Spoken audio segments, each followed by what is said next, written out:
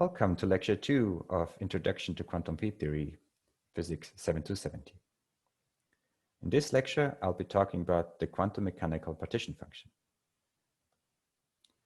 As a reference, I recommend the textbooks Basics of Thermal Field Theory by Leiner and Vuorinen that can be accessed by full text by clicking on this link. I'll be starting by talking about quantum mechanics. First, consider the Schrödinger equation in one dimension, which is non-relativistic. In this case, we have the time evolution operator acting on the wave function is equal to the Hamiltonian operator acting on that wave function.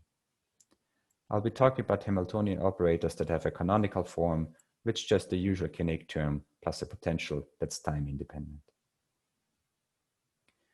Then I'll be using a separation of variable where I just take out the time dependent part of the wave function times a wave function lowercase psi of x that is not dependent on time. By doing that, I'll get the time independent Schrödinger equation where the Hamiltonian operator acting on the wave function is just equal to the energy times that wave function. Now, using that as a background, we can proceed to calculate the so-called partition function z of t that is a key thermodynamic quantity to consider. I'll be talking about this partition function as a function of the temperature T. And if the partition function z of t has been calculated, it is easy to use it to calculate other observables, such as the free energy F or the entropy S of the system by these formulas here. In statistical mechanics, it's customary to introduce the inverse temperature as beta. This is just a shorthand notation, and I'll be using both the temperature T and beta in some of the formulas.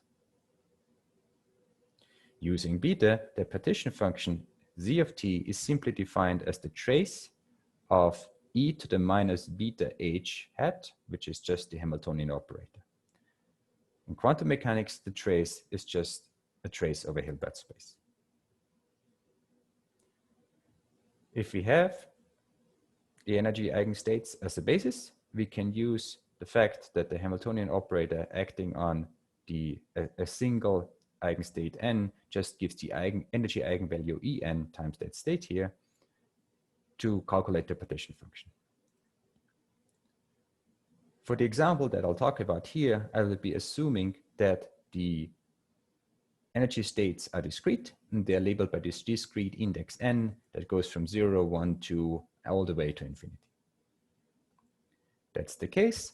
The trace in the partition function, which is just the trace over the whole Hilbert space, can be written as a sum over all eigenstates of this energy eigenstate basis. So you have the Hamiltonian operator in the exponent acting on the energy eigenstate n. And by acting with the Hamiltonian here on the individual eigenstates, you can calculate the eigenvalues of that particular eigenstate. And what you find is that you just end up with a sum of e to the minus beta times the energy eigenvalues En. It is maybe useful to do a little example that shows what the result of that calculation is for a case that is analytically tractable. That is the case for the harmonic oscillator potential. For the harmonic oscillator, the Hamiltonian is just in the usual canonical form with a potential that's quadratic in the position operator x. The energy eigenstates are well known. They're just given by n plus 1/2 times omega, where omega is just the sort of operator or the number that defines the potential.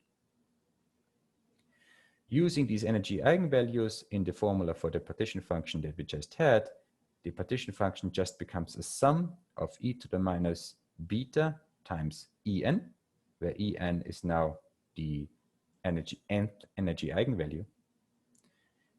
We can pull out the part of the exponential that's not dependent on n. So it's just e to the minus beta omega over 2 times the sum e to the minus beta omega n. And this sum here is just a geometric sum that we can sum up in detail. So we get that the partition function is just this ratio of exponentials. We can make the result look a little nicer by realizing that we can divide both the numerator and the denominator by e to the minus beta omega over 2.